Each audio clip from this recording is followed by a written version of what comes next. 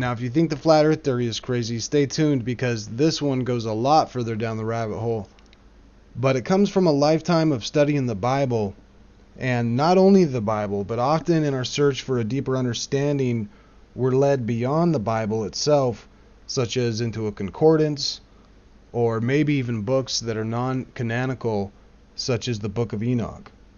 There are several books mentioned in the Bible which are currently not in the Bible.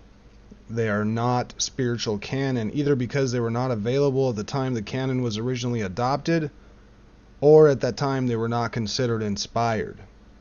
Now, in the case where inspiration was questioned, one could argue that any book quoted or mentioned by a prophet or an apostle should be considered as spiritual canon. In Jude chapter 1 verse 14, it says, "And Enoch also, the seventh from Adam, prophesied of these, saying, Behold, the Lord cometh with 10,000s of his saints."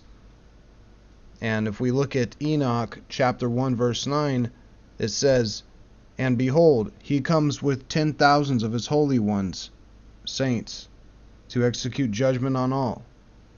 So we can see how the Bible says that Enoch is a prophet of God.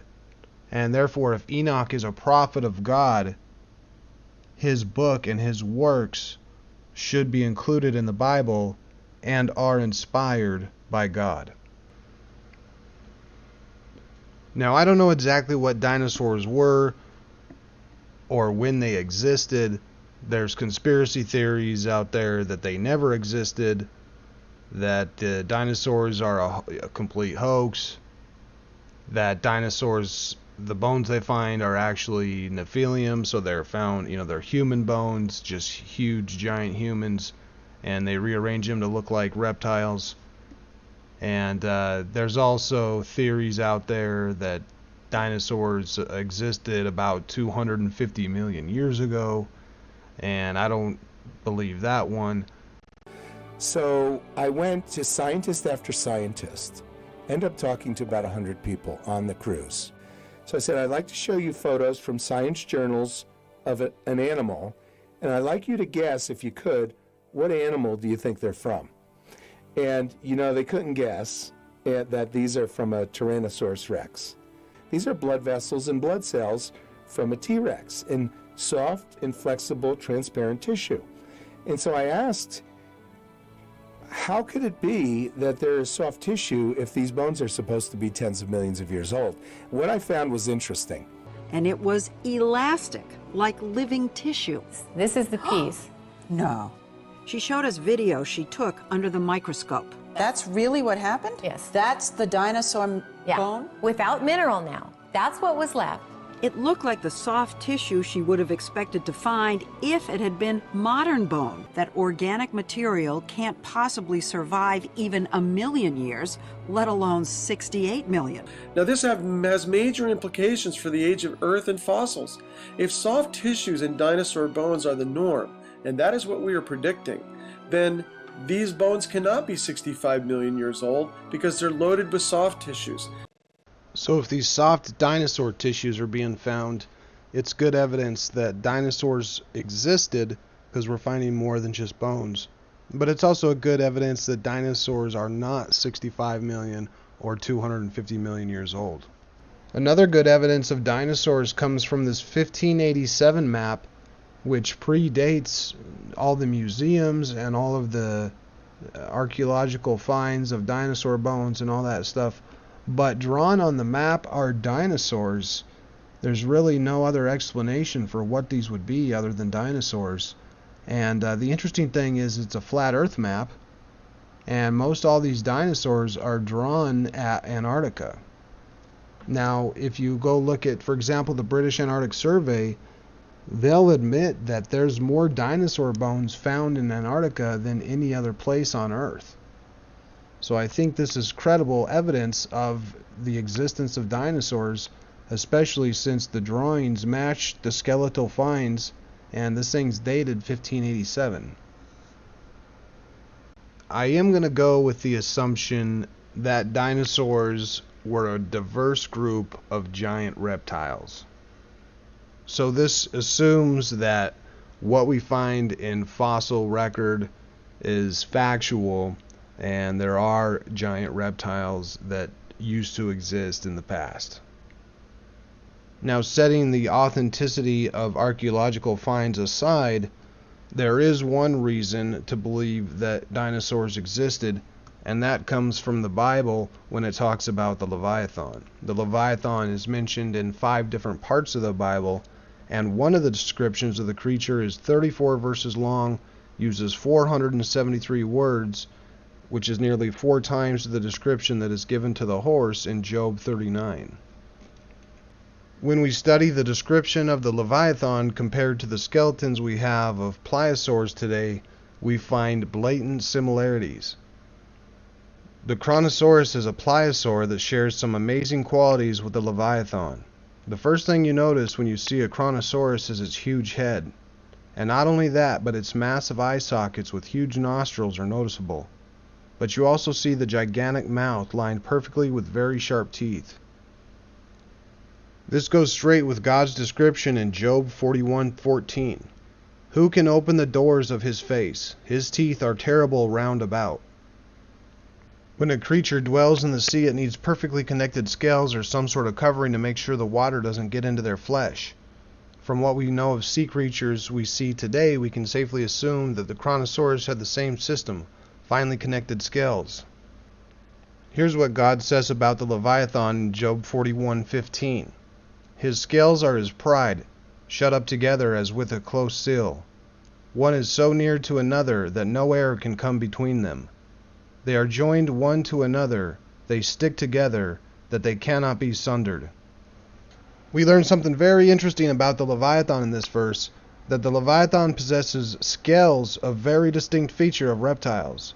And it also references the scales being so close together that no air can come in between them, and this is very important for Leviathan or any creature that lives in deep water. The way they used to catch crocodiles back then was with a hook. So God asked Job if he can fish out the Leviathan. Can thou draw out the Leviathan with the hook, or his tongue with the cord which thou lettest down?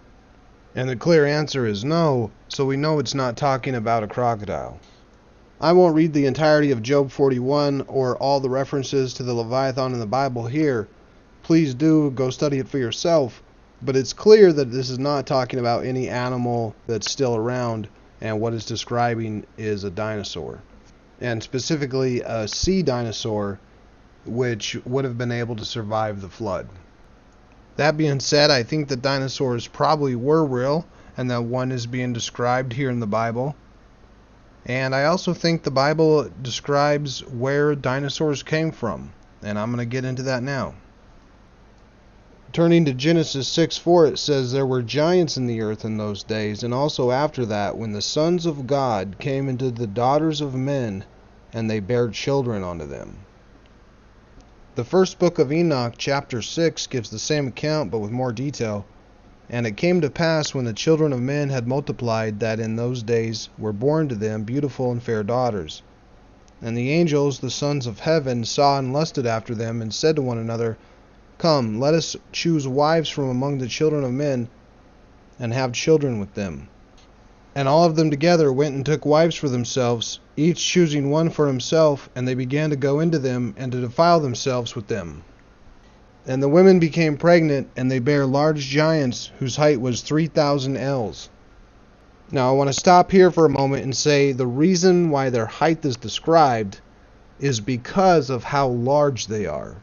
There are people who will argue that the Nephilim are just the men of renown, the old wise men or something like that. And that makes no sense when Enoch is clearly describing how large and how tall they are, because they are giants. Chapter 7, verse 4, "The giants consumed all the work and toil of men, and when men could no longer sustain them, the giants turned against them and devoured mankind. And they began to sin against birds and beasts and reptiles and fish, and to devour one another's flesh, and drank the blood. And the earth laid accusation against the lawless ones." Now stop and think about fossil record. What has the physical ability to turn against mankind and devour mankind, to devour birds, beasts, reptiles, fish, devour one another's flesh, and drink one another's blood. The only thing in fossil record that matches that description is a dinosaur. But there's so many different kinds of dinosaurs. There's dinosaurs in the sea, there's dinosaurs that fly, there's dinosaurs that are slow and dumb, there's dinosaurs that are predators like T-Rex. Here if we look at Jubilees 7:22, it says, "And they begat sons, the Nephilim, and they were all dissimilar." So dissimilar, they were not similar. None of them were the same. And they devoured one another. If we look at another translation of Jubilees 7:22, "And they begat sons, the Nephilim, and they were all unlike." So again, none of them were alike. Each one was different. Enoch chapter 9 verse 8, "And they have gone into the daughters of men on earth, and they have had sex with the women, and have defiled themselves, and have revealed to them all kinds of sins. And the women have borne giants, and the whole earth has thereby been filled with blood and unrighteousness. Then said the Most High, the great and holy one, Uriel, go to the son of Lamech. Say to him, go to Noah, and tell him in my name, hide yourself, and reveal to him that the end is approaching, and that the whole earth will be destroyed, and that a flood is about to come to the whole earth, and will destroy everything on it." So we can see the reason for the flood was to destroy the offspring of God's sons with human females, which were giants, which was causing the whole earth to be in a chaos, and was not part of God's plan. It traditionally is blamed on humans, and humans being so bad and sinful. But I don't believe that to be true. I think it was because of God's sons and their disobedience to come down and reproduce with human females. So why would dinosaurs be born as a result of God's sons reproducing with human females?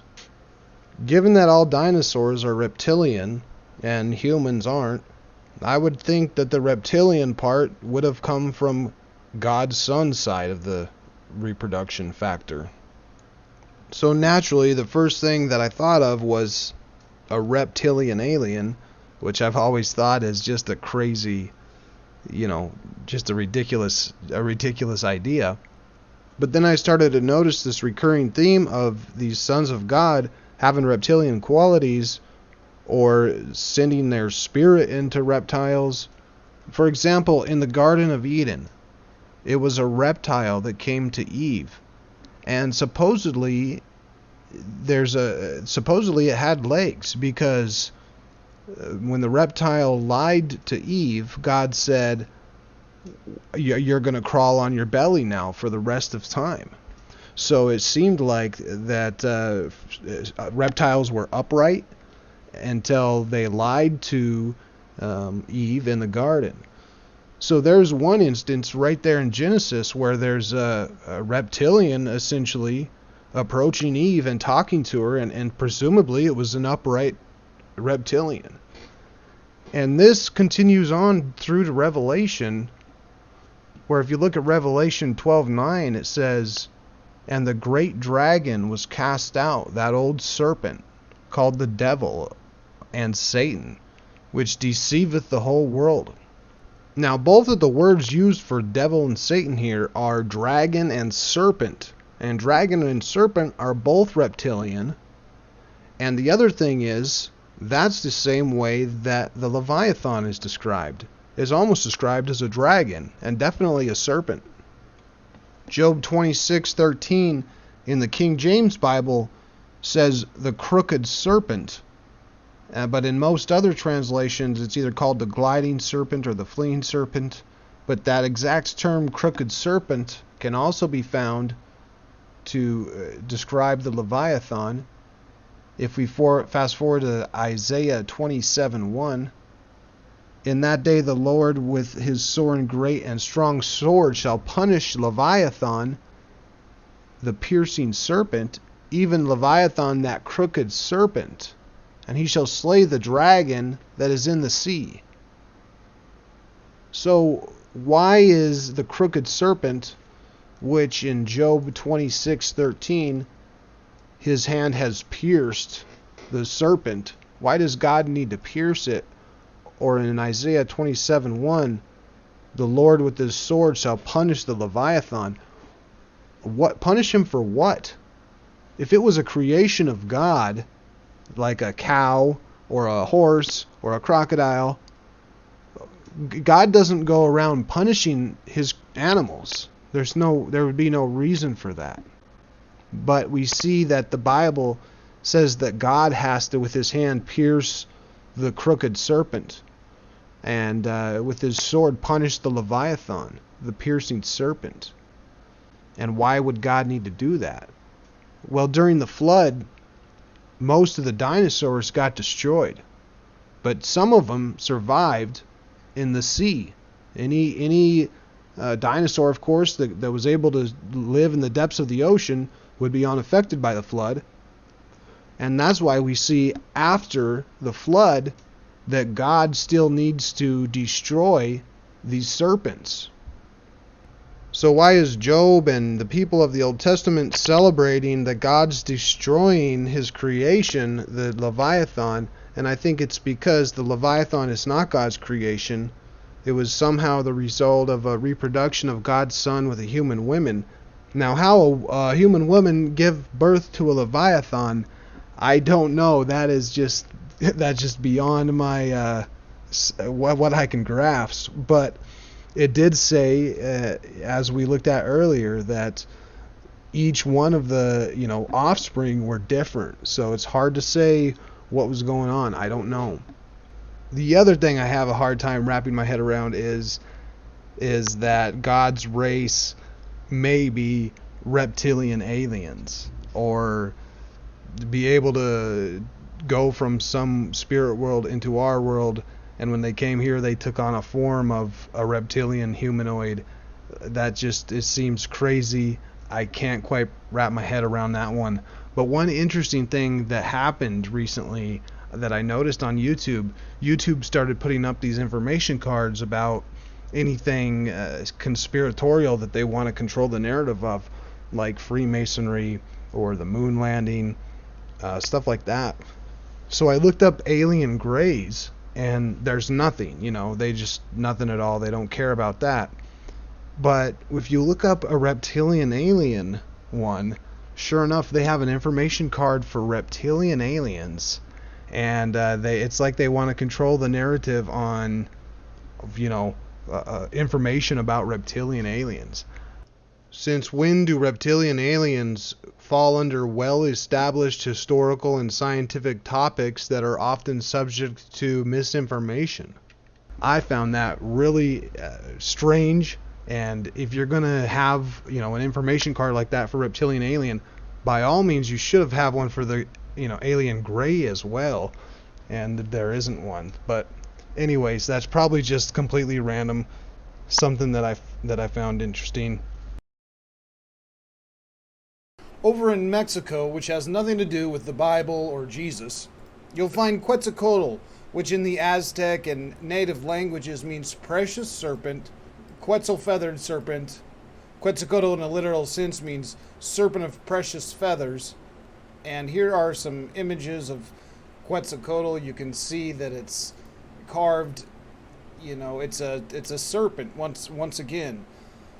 Here is the earliest known representation of Quetzalcoatl, and a clear depiction of a dragon or a serpent, the feathered serpent head, at one of the old Aztec complexes.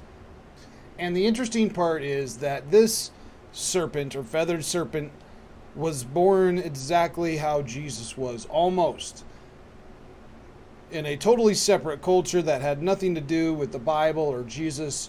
You'll find that Quetzalcoatl was born by a virgin named Chimalaman, and in another version of the myth, a virgin Chimalaman conceived Quetzalcoatl by swallowing an emerald. And a third story narrates that Chimalaman was hit in the womb by an arrow shot by Mixcoatl, and 9 months later she gave birth to a child which was called Quetzalcoatl. Now, getting hit in the womb by an arrow shot by Mixcoatl sounds pretty much like this infamous painting of Mary, who's getting shot by some kind of a puff in the clouds or a UFO, and it looks like a laser's coming down and hitting her to, this is when Jesus was conceived. But very similar sounding stories. The only difference is that when Jesus was born of the Virgin, he didn't come out half reptilian. But for the Virgin over in Mexico, she did apparently, according to myth, give birth to a serpent, some kind of, at least a half human, half reptilian kind of being. So that pretty much wraps up the dinosaurs are demigods theory.